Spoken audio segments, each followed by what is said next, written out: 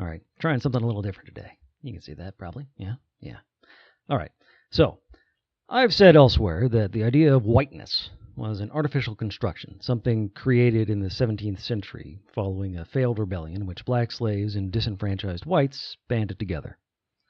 The ruling class, composed of elite landowners, constructed the idea of whiteness in order to segregate society and keep order. They fired all their white employees so they wouldn't have the opportunity to mingle with, get to know, and sympathize with their black slaves. Then they orchestrated a massive propaganda campaign to convince white people that blacks were inherently violent and dangerous. Finally, they gave poor whites new jobs like overseer, sheriff, and slave catcher to give them a stake in maintaining this new social order. Now, prior to this, the view of race in the colonies that would become the U.S. was like that still found in Europe today. They weren't white. They were English and Scottish and French and Dutch and so on.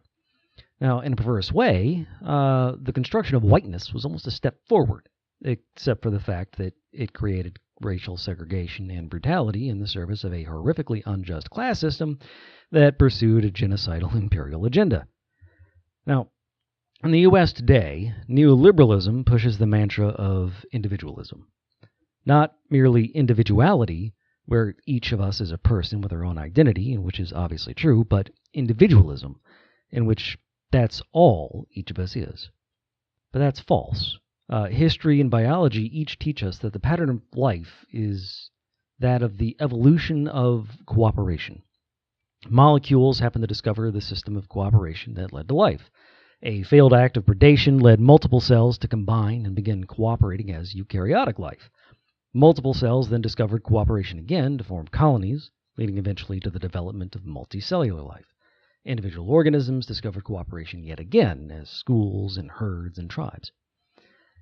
Now, human beings are individuals, yes, but that's not all we are. We're also part of many different groups and communities, any one of which can be more or less important to us, but which, in their whole, are vital to our emotional well-being. Not by bread alone, not an island, etc. We're also narrative beings. We love stories. In history, science, art, literature, we surround ourselves with narratives, for good or ill. And one of the most effective tools for teaching or rhetoric is to craft a compelling narrative that hooks the attention and drives the message in deep. Thus, the identity of oppression is easy to construct. It simultaneously gives you a group that you can identify with and a compelling, noble, tragic narrative. No matter which side of a conflict you look at, you'll find that both sides have probably constructed just such a narrative. Antebellum whites imagined themselves besieged and noble saviors, toiling all their lives in their beloved homeland, surrounded by insert bullshit stereotypes here. Never mind that they were torturing and mutilating and murdering and raping people. They were the real victims. Now, in the U.S. today, white people find it difficult to maintain the illusion of themselves as the truly oppressed class. It's not impossible. Talk to any conservative and you'll find they're convinced that blacks and women and gays have gone too far and now they're all suffering under the yoke of political correctness going mad.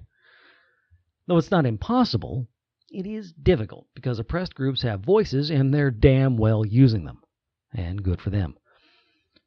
But the result is that it can be difficult for people who aren't embedded in a traditional narrative of whiteness to find a satisfying group identity. I think we've seen the evidence of that in recent years with the rise of Gamergate, a movement of oddly angry and angrily odd young white men who liked playing video games and were furious that minorities were invading their space. This morphed, unsurprisingly, into the so-called alt-right, which is just fascism. Still, it was easy for the fascists to gather those angry white boys because they provided that compelling narrative. Now, in the interest of not allowing fascism even the slightest toehold, I wonder, is it possible to reconstruct whiteness? Some white people have other identities close at hand. The children of more recent immigrants can easily take hold of that ancestry, claim their Italianness or Irishosity or Mexicanidad.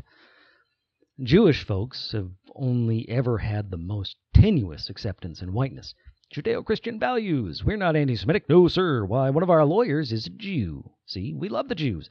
And a firm tradition. They have a firm tradition of maintaining hold of the many varieties of Jewish identity. On the other hand, take me as a counterexample. The various branches of my family have been here since the 17th century, here in the U.S. I can trace at least one branch of my family tree all the way back to England. We've long lost any sense, at least in my case, of English, French, Irish, or Scots identity. All that's left is being American, or Southern. And the former is almost as bad as the latter. It's a genocidal empire, but at least it pretends to have disclaimed slavery. In the end, I don't know that reconstructing whiteness is possible, and I'm pretty sure it would be a bad idea. When a community comes with a label like that, with a history like that, it seems to always lead to more problems than it can hope to solve. That identity quickly becomes more important than the people within it, and definitely more important than the people outside of it. That's how you get people defending pedophiles, voting for rapists, building walls, going to war, and committing genocide. The only community I think I'd be willing to claim is one with no name, just friends and family who love and care for one another and who wouldn't want to leave anyone out. That certainly wouldn't fix all the problems, but it might help. I just don't think it would be possible to get rid of our named communities, toxic or not. I'd like to be wrong. I'd like to think there's a future out there without that kind of exclusive sectarianism. But maybe I am wrong. Maybe people just need those kinds of labels and can't do without them. Maybe the only way to not have the toxic whiteness of the neo-Nazis is to salvage what we can from the garbage fire of U.S. history. Part of the problem is that there is so much of U.S. mainstream culture that just assumes a cisgendered, heterosexual white man as the default. Thus, white people really aren't accustomed to thinking about their identities, or having to be anything other than normal. And, of course, dominating and oppressing other identities was part of that normal. And really, what is that normal? It's mainstream. It's Cheerios and McDonald's, Budweiser and football. It's cheesy and banal. That's the price of that kind of cultural imperialism.